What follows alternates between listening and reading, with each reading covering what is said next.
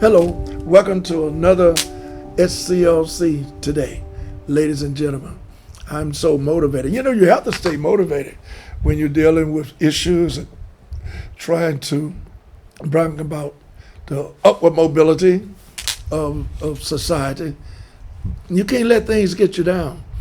And I'm very motivated about our convention, the SCLC convention, 65th convention. And I'm just so happy and motivated over the fact it was so successful. And the turnout that we had, overflowing.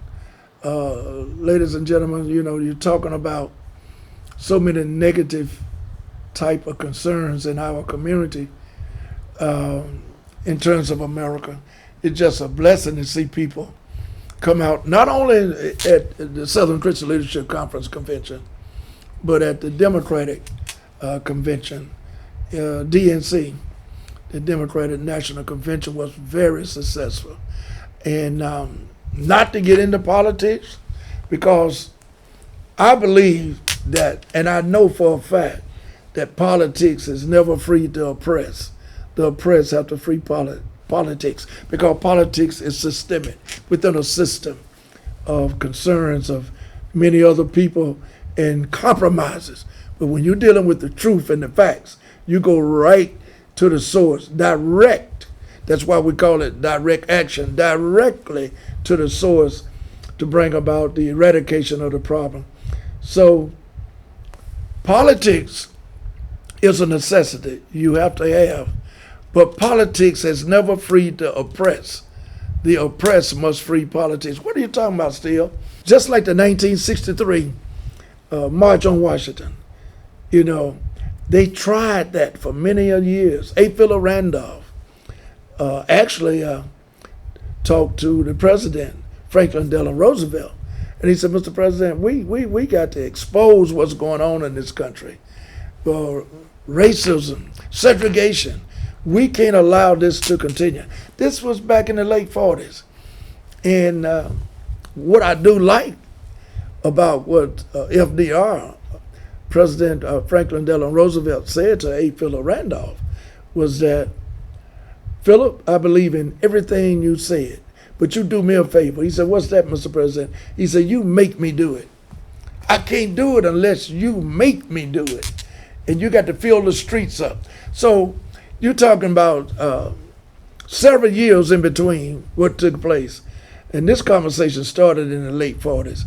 And it was a problem because the leadership, even including FDR, thought that you bring that many people of color and fair-minded thinking, all ethnicity of people, if you bring them to Washington, D.C., it's going to be a riot.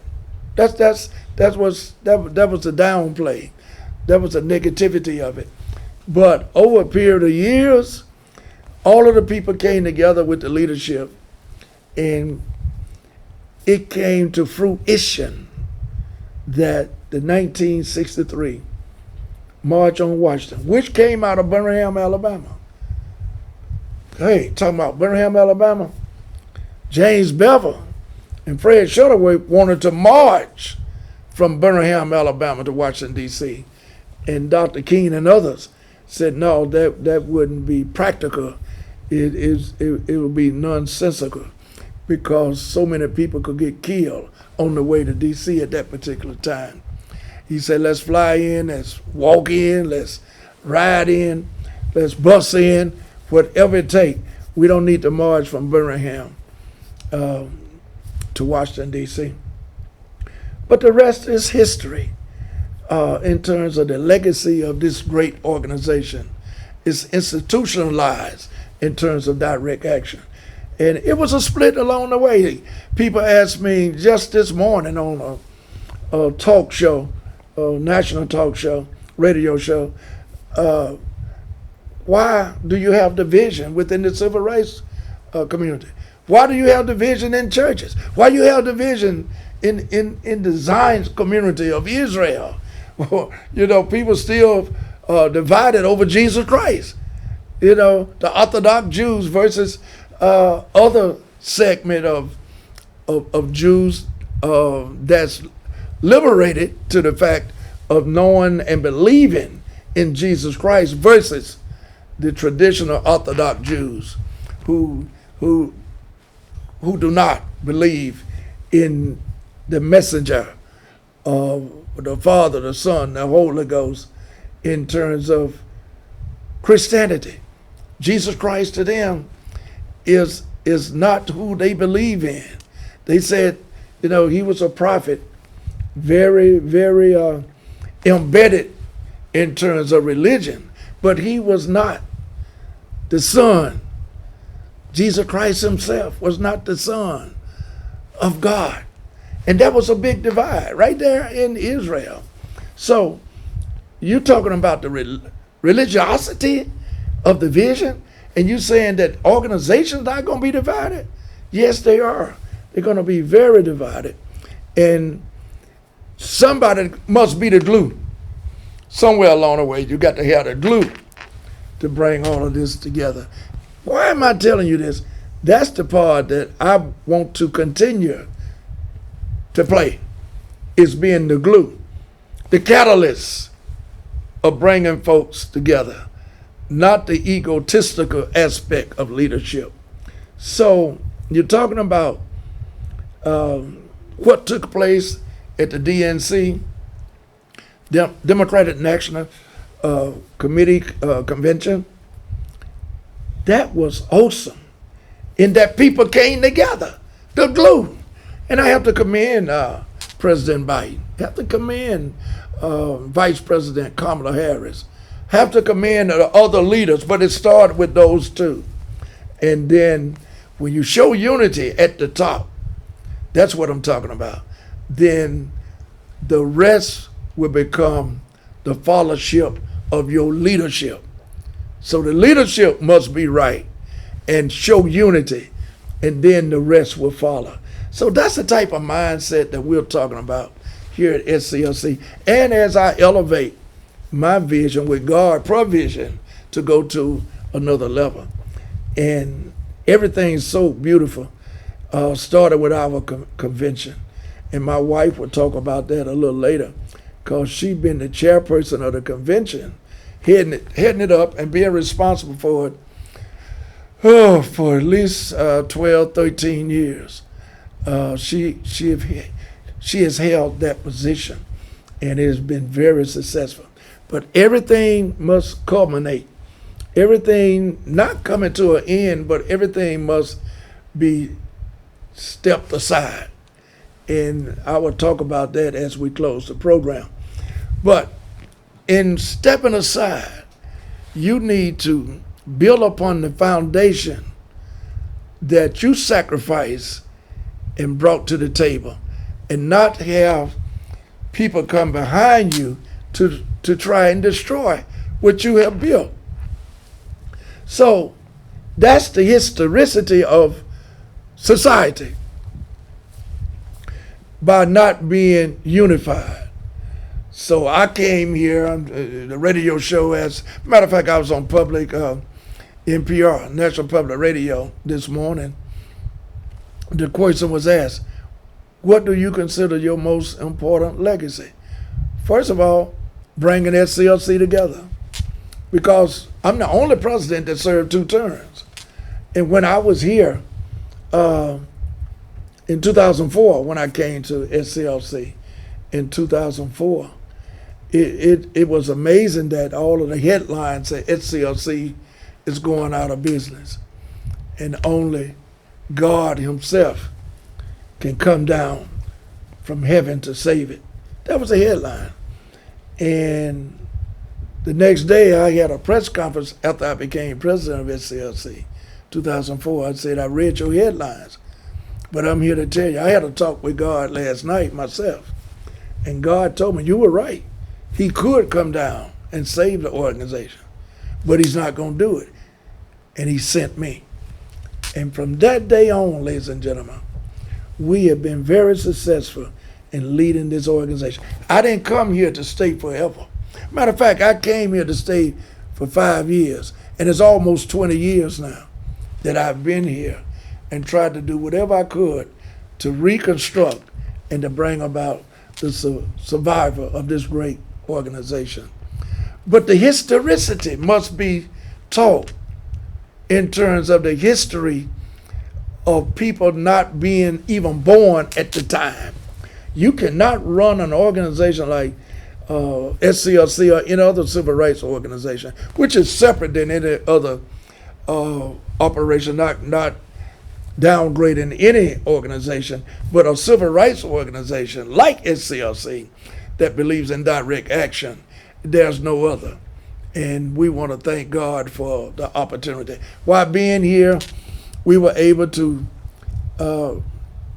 secure SCLC with a home. With a home. Matter of fact, every time I see Dean Carter, Dr. Carter from Morehouse College, always tell me, Steele, one thing you have done, you found SCLC a home. We got a building that's notoriety can express in terms of the notoriety of being sustainable, the notoriety of the fact that we have our own building. And thank God that we do. But notoriety is not going to save SCLC. Notoriety is not going to save any organization. Notoriety is not going to save America. It's going to take commitment and trust and collaboration in people working together. So what's my legacy? Is being the glue of bringing folks together. You know, when I left SCLC around 2009, I think it was, came in 2004, it was in disarray after I left. The glue, whatever I brought, had dissipated. It no longer was there. No more glue to bring about the catalyst of coming together and people working together. And it was something that I felt terribly so bad. I felt so bad that it was so disorganized at that time that people couldn't see the vision. But I came back. So I came in 2004, and then I came back in 2012. I came back in 2012. So I've been here almost 20 years. I'm the only president to serve 2 terms in this position. Why you did it, Steele? Because I love the fairness and the obligation of making this society and this world and this country better for all of us. But it started at ground zero, and that's with SCLC. We had no resources, no funds, but we were able to build a building, $3.5 million at that time, which astronomically is worth much more now. But we did it off of the faith and the focus point of the Trinity. You hear me talk about the Trinity all the time. The Father, the Son, the Holy Ghost. When God instill in you and embed in you, in your heart and in your mind, of what you should do. Ladies and gentlemen, I have no problems with the vision or the provision, because I know who I'm working for. I know whose I am, and I know who I am. I belong to the Trinity. In saying that, it's been great. I've loved it. I still love it, but I will be elevating myself in a transition. Yeah, transition, Steele, what you talking about? Transition doesn't mean that you're going away from the spirituality of being in person. I'm still here, and I'm just stepping aside. But I want you to know that SCLC is still a part of me, will still be in my heart, will still be in the vision that I'm going to, and to also collaborate with SCLC. This is what it's all about.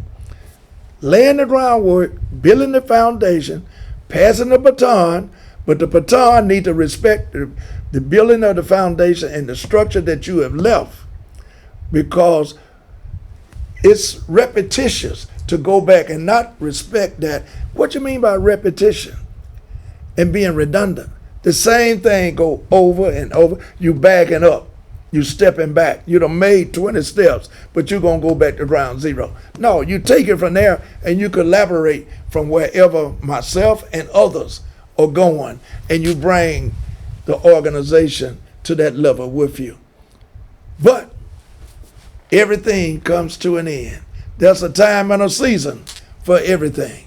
And ladies and gentlemen, this is my season to go to an elevation that God has given me the vision and the provision about affordable housing, affordable homes, entrepreneurship, economic development. That's what the problem is. From the transatlantic African slave trade. That's why people don't want you to know your history, because it's about economics and entrepreneurship.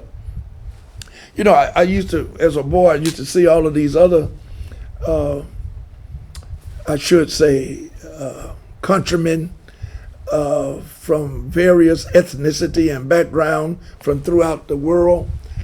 And I believe in the global experience. I'm a global person. I'm a globalized individual. I'm a global person to bring about the kingdom philosophy of nonviolence. I travel the world, so I have no type of prejudice toward anything in terms of the globalizing of people. So the globalization of people coming into this country, and I wonder, do they get a hand up versus us coming from the transatlantic African slave trade? We get our hands down. I know 98% of the properties that's owned in this country is not held by African Americans or people of color from the African American background of ethnicity. It's not there. So we will put a lot of our focus on economic development. We will also be on the upward mobility of bringing folks affordable housing. People being evicted on a daily basis, or weekly basis, or hourly basis. Folks are losing their homes, and many people can't afford rent. And these are working people sleeping in their cars, going to neighbors' homes to spend some time because they can't afford a house. That's where I'm going.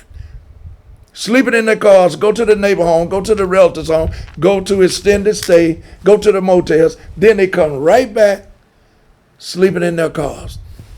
Dr. King said, and I close, Dr. King said, America needs to have a redistribution of the wealth. We have never gotten reparation from the historicity from which we have come.